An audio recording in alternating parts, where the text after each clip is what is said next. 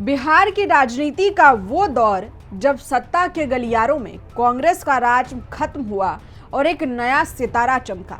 नाम था लालू प्रसाद यादव। जनता दल, बीजेपी और वामपंथियों के सहयोग से बनी सरकार ने ऐसा इतिहास रचा जिसने कांग्रेस को अर्श से फर्श पर ला दिया। तो आइए चलते हैं बिहार की सियासत के उस दिलचस्प सफर पर जिसमें भरपूर है ड्रामा, जोश और राजनीति की अनकही कहानियों से। नमस्कार, आप देख रहे हैं YBN बिहार झारखंड और मैं हूं आपके साथ ज्योति यादव।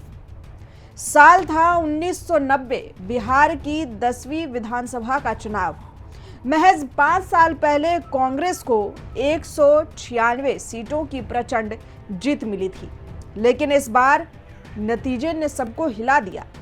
कांग्रेस सीधे 71 सीटों पर सिमट गई, यानी कि 125 सीटों की बड़ी गिरावट।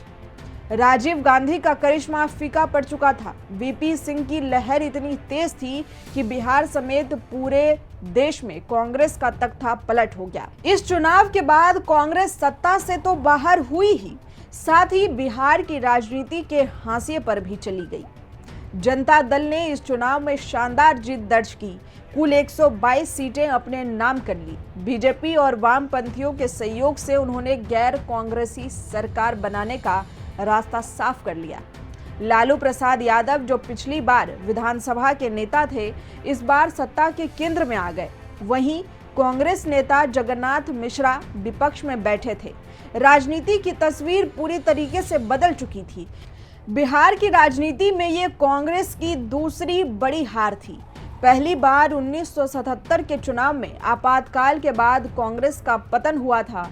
उस वक्त कांग्रेस महज 57 सीटों पर सिमट गई थी और अब 1990 में फिर वही कहानी दोहराई गई।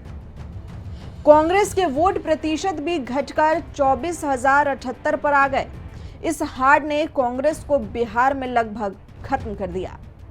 इस चुनाव ने बिहार की राजनीति को कई नए किरदार दिए। बीजेपी ने अपनी ताकत बढ़ाई और 49 सीटों तक पहुंच चली गई।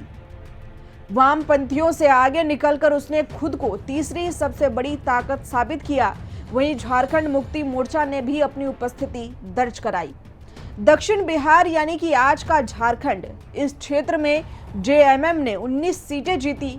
खास बात यह रही कि वोट प्रतिशत में इजाफा सिर्फ बीजेपी और JMM का हुआ, बाकी सब पार्टियों की गिरावट हुई। इस चुनाव में कई बड़े नाम सामने आए। जगन्नाथ मिश्रा, गुलाम सरबर, रघुनाथ झा, शकील अहमद, अवध बिहारी चौधरी, मदन प्रसाद जायसवाल और ब्रिज बिहारी प्रसाद जैसे दिग्गज नेता विजयी रहे।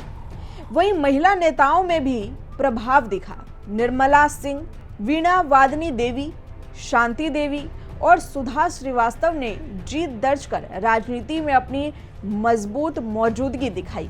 लेकिन असली खेल शुरू हुआ चुनाव के नतीजों के बाद। सवाल था, मुख्यमंत्री कौन बनेगा? जनता दल के पास 2 बड़े चेहरे थे, रामसुंदर दास और लालू प्रसाद यादव। पार्टी का बड़ा धड़ा चाहता था कि रामसुंदर दास सर्वसम्मति से मुख्यमंत्री बने, लेकिन शरद यादव और उनके समर्थक चुनाव कराने पर अड़ गए। आखिरकार विधायक दल की बैठक में वोटिंग हुई। नतीजे ने सबको चौंका दिया। कांटे की टक्कर में लालू प्रसाद ने रामसुंदर दास को हरा दिया। माना जाता है कि लालू को उप प्रधानमंत्री देवी लाल का समर्थन मिला था। वहीं रघुनाथ झा ने भी वोट काटकर लालू को फायदा पहुंचाया और इस तरह बिहार की राजनीति में एक नया अध्याय शुरू हुआ। लालू प्रसाद यादव बने मुख्यमंत्री। इस चुनाव ने साफ कर दिया कि बिहार की राजनीति अब पूरी तरीके से बदल चुकी है। कांग्रेस का युग अब खत्म हो चुका है।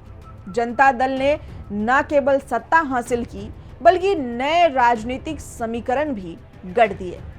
लालू यादव की राजनीति का यह पहला और बड़ा अध्याय था, जिसने उन्हें राष्ट्रीय पहचान दिलाई। और कांग्रेस, वो अब बिहार में सिर्फ नाम मात्र की पार्टी रह गई। तो दोस्तों, ये थी कहानी उस दौर की जब बिहार की राजनीति में कांग्रेस का पतन हुआ और लालू यादव का उदय। राजनीति के खेल में कभी कौन सा खिलाड़ी किस्मत बदल दे, ये कहना मुश्किल है, लेकिन ये तय है कि 1990 का ये चुनाव बिहार की राजनीति का सबसे बड़ा टर्निंग पॉइंट साबित हुआ। अगर आपको ये कहानी पसंद आई हो तो वीडियो को लाइक और चैनल को सब्सक्राइब करना मत भूलिए। मिलते हैं अगले एपिसोड में बिहार की राजनीति की एक और दिलचस्प कहानी को लेकर। नमस्कार।